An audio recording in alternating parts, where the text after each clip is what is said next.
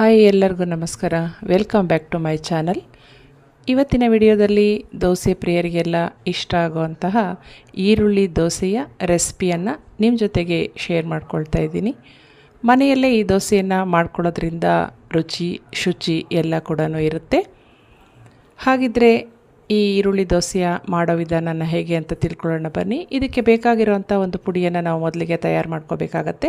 ಒಂದು ಬಾಣಲೆಗೆ 1 ಚಮಚದಷ್ಟು ಎಣ್ಣೆಯನ್ನು ಹಾಕ್ಕೊಂಡು 2 ಚಮಚ ಕಡಲೆಬೇಳೆ, 1 ಚಮಚ ಉದ್ದಿನಬೇಳೆ, ಒಂದು 10 ಮೆಂತ್ಯ ಕಾಳು, 1/4 ಚಮಚದಷ್ಟು ಜೀರಿಗೆ ಹಾಕ್ಕೊಂಡು ಹಾಗೆ ಹುರ್ಕೋತಾ ಹೋಗಬೇಕು. ಬೆಳ್ಳುಳ್ಳಿ ಎಸಳು ಒಂದು 10 ಸಿಪ್ಪೆ ಸಮೇತವಾಗಿಯೇ ಹಾಕೋಬೇಕು.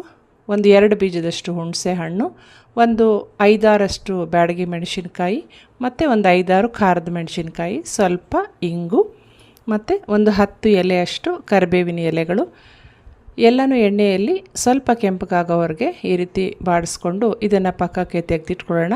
ಆರಿದ ನಂತರನೇ ಇದನ್ನು ಮಿಕ್ಸರ್ಗೆ ಸೇರಿಸ್ಕೊಂಡು ಪುಡಿ ಮಾಡ್ಕೋಬೇಕಾಗತ್ತೆ. ಸ್ವಲ್ಪ ತರಿಯಾಗಿಯೇ ಮಾಡ್ಕೋಬೇಕು. ಇದನ್ನು ಪಕ್ಕಕ್ಕೆ ಈ ರೀತಿ ತೆಗೆದಿಟ್ಕೊಳ್ಳೋಣ. ಈರುಳ್ಳಿ ದೋಸೆ ಅಂದರೆ ಈರುಳ್ಳಿನೇ ಮುಖ್ಯ ಅಲ್ವಾ. ಈಗ ನೋಡಿ ಈ ರೀತಿ ಈರುಳ್ಳಿಯನ್ನು 2 ದೊಡ್ಡ ಈರುಳ್ಳಿಯನ್ನು ನಾನು ಸಣ್ಣಕ್ಕೆ ತುರ್ಕೋತೀನಿ.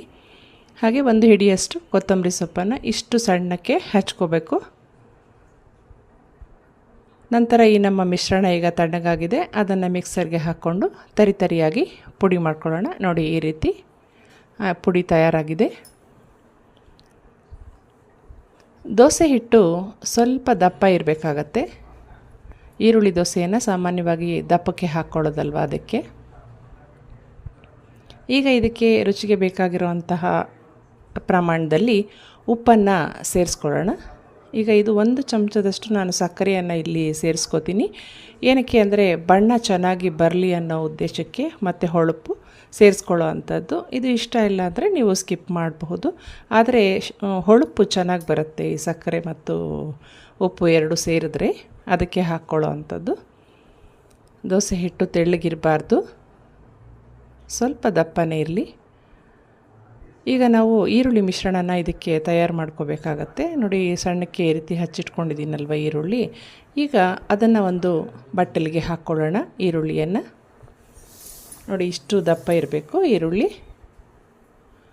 ಇದಕ್ಕೆ ಒಂದು ಸ್ವಲ್ಪ ಕರಿಬೇವನ್ನು ನಾನು ಹಾಕ್ಕೋತೀನಿ. ಹಸಿ ಮೆಣಸಿನ್ಕಾಯಿ ಒಂದು 2-3 ಸಣ್ಣಕ್ಕೆ ಹಚ್ಚಿಟ್ಕೊಂಡಿರೋ ಅಂಥದ್ದು.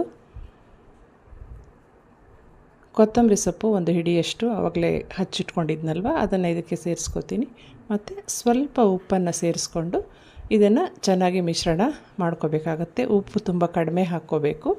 ಮತ್ತು ಚೆನ್ನಾಗಿ ಮಿಶ್ರಣ ಮಾಡಿದ ನಂತರ ತಕ್ಷಣವೇ ಇದನ್ನು ಉಪಯೋಗಿಸ್ಕೋಬೇಕು. ಇಲ್ಲದೆ ಹೋದರೆ ಅದು ನೀರು ಬಿಟ್ಕೊಡುತ್ತೆ. ಉಪ್ಪು ಈರುಳ್ಳಿ ಸೇರಿದ್ರೆ ನೀರು ಬಿಡುತ್ತಲ್ವ, ಅದಕ್ಕೆ.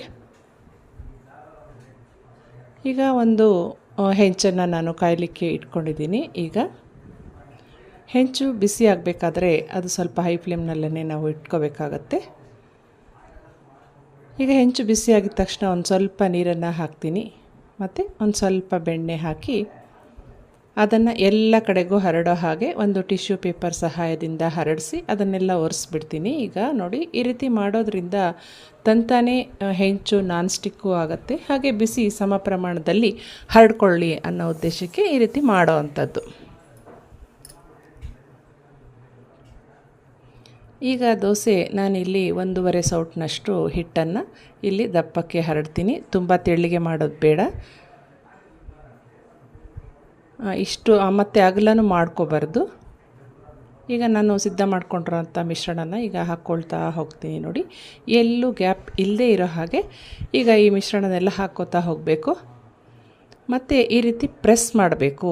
ಈ ರೀತಿ ಒತ್ತೋದ್ರಿಂದ ಅದು ಈರುಳ್ಳಿ ಬಿದ್ದು ಹೋಗದೇ ಇರುತ್ತೆ. ಅದು ಹಸಿಯಾಗಿರೋವಾಗಲೇ ಹಾಕ್ಕೋಬೇಕು. ಮತ್ತು ನಾವು ತಯಾರು ಮಾಡಿಟ್ಕೊಂಡಿದ್ದಂತಹ ಪುಡಿಯನ್ನು ಕೂಡ ಈ ಸಂದರ್ಭದಲ್ಲೇ ಅದ್ರ ಮೇಲೆ ಉದುರಿಸ್ಕೋಬೇಕಾಗತ್ತೆ.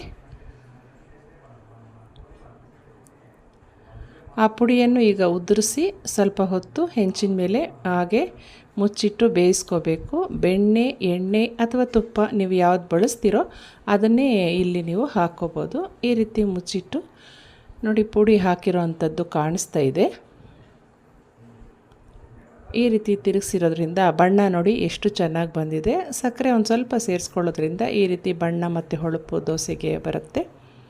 ನಾನು ಇನ್ನು ಸ್ವಲ್ಪ ಬೆಣ್ಣೆಯನ್ನು ಸೇರಿಸ್ತೀನಿ, ರುಚಿ ಮತ್ತಷ್ಟು ಹೆಚ್ಚಾಗುತ್ತೆ. ತಯಾರಾಯಿತು ನಮ್ಮ ಈರುಳ್ಳಿಯ ದೋಸೆ. ಇದನ್ನು ಚಟ್ನಿ ಮತ್ತು ಸಾಂಬಾರು ಜೊತೆಗೆ ನಾವು ಸರ್ವ್ ಮಾಡ್ಕೋಬಹುದು. ರುಚಿಯಾಗಿರುತ್ತೆ. 1-2 ದೋಸೆ ತಿನ್ನೋ ಅಷ್ಟರಲ್ಲೇ ಎಲ್ಲರಿಗೂ ಸಾಕಾಗುತ್ತೆ. ರುಚಿಯಾಗಿರೋಂಥ ಈ ದೋಸೆಯನ್ನು ನೀವು ಕೂಡ ಟ್ರೈ ಮಾಡಿ, ಹೇಗೆ ಬಂತು ಅಂತ ಕಾಮೆಂಟ್ ಮಾಡಿ ತಿಳಿಸಿ. ಚಟ್ನಿ ಮತ್ತು ಚಟ್ನಿ ಪುಡಿ ಜೊತೆಗೆ ನಾನು ಸರ್ವ್ ಮಾಡಿದ್ದೀನಿ.